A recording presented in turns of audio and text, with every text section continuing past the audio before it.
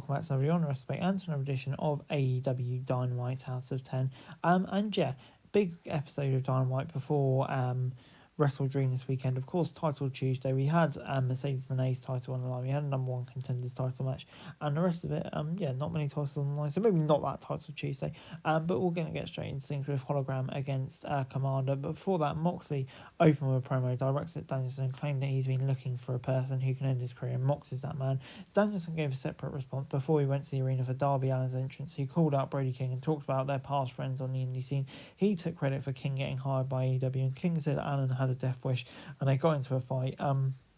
When we saw Jake Roberts move Lance Archer to Don Callis for a surprise trade and form his own little faction. So yeah, that's an interesting one to look forward to. But yeah, two really intense promos. I think hyping up two big matches, especially that Moxley Danielson match with the work they put into it. I can't wait for that.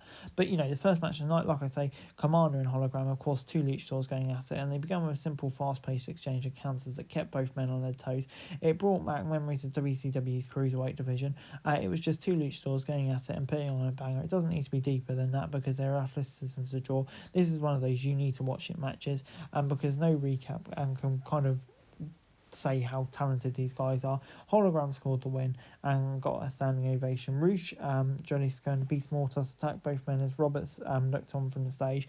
And Jess gets 7 out of 10 for me. Like I say, a brilliant match, and I'm really intrigued by that faction. In some ways, I don't think AEW needs a new faction, but I think, you know, for these three men, they could be well suited to each other in a group. And yeah, I'm kind of intrigued to see where that all goes. So yeah, I'm going to give it 7 out of 10.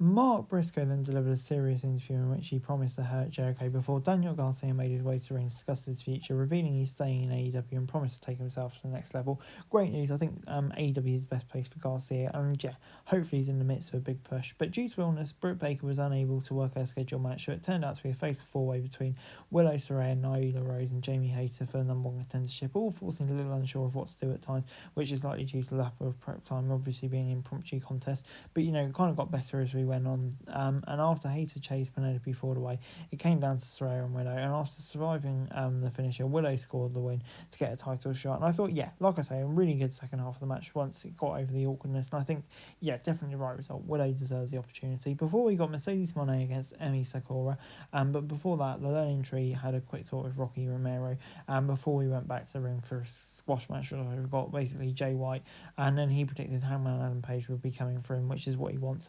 And yeah, we're going to get a banger at the pay-per-view, it seems. But yeah, Mercedes Moné defending against Emi Sakura. The CEO and the Queen traded chops and strikes for a long time. It's relatively Queen until Moné took her outside of the ring.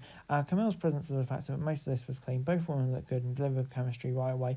Moné was able to retain her titles, but she and Camille were about to attack when Chris Statlander showed up to make the save. So yeah, I think it's obviously all part of a longer storyline, but for what we saw, a really good match, and I think, you know, leaves the door open for future matches seen that couple those pairings as well. So yeah, wouldn't be against that at all. 7 out of 10. Will Ospreay and Don Callis then had a confrontation that turned physical, and Takeshita attacked the aerial assassin until Carl Fletcher made a save, as did Ricochet. So yeah, already forming interesting dynamics for Sunday's match. And yeah, really can't wait for that. That's going to be an absolute banger with the quality of those men involved. Before the main event got started with 10 minutes before the start of the hour, Danielson and Castagnoli staring off in this tag match. As expected, it's a high-impact fight due to Danielson's betrayal, so both he and Yuta went hard on his former BCC teammates took over. Claudio was hesitant to attack Yuta, but Pac didn't have the same issue. Yuta ended up spending a long time in the ring after the American Dragon sold an injury. Mork showed up and distracted Danielson when he had control, but Danielson and Yuta still won. The American Dragon immediately went after Moxley and fought him back. Marina Shafir and Pac attacked Yuta, but Claudio called him off so he could hit Yuta with a hammer. Danielson came back to the ring and took everyone out to end the show standing tall. This is a good piece of business to push the pay-per-view. And Jet gets an 8 out of 10 from me. I think, you know, for the first match between these two on a show like this, obviously Moxley wasn't involved, but you know, the way it all worked out, I thought it was really good stuff. Gets an 8 out of 10 from me. Yeah, can't wait to see where it's all going to go, to be honest. That storyline, Danielson and Mox, like I say, I'm really into that one at the moment. I thought, you know, this is the perfect first teaser leading on to what's going to happen at the weekend. Overall, AEW Dynamite gets 7 out of 10 from me this week. Yeah, I thought it was a really good episode of Dynamite this week. Love the main event, like I say, and lots of other interesting stuff throughout the card as well. So yeah, I thought good episode of Dynamite this week, and Title Tuesday wasn't much Title Tuesday, but the most of the build for Wrestle Dream done on this show, obviously being a go home show, and yeah, I have to say I am really hyped for that show. So yeah, good stuff. Hey guys, that's it for this video. Thanks very much for watching. Remember to like, share, subscribe, follow us on our socials, link in the description below for daily wrestling news, meme and content. Subscribe to our other channels on screen right now, that'd be greatly appreciated. Thanks very much for watching. Peace out.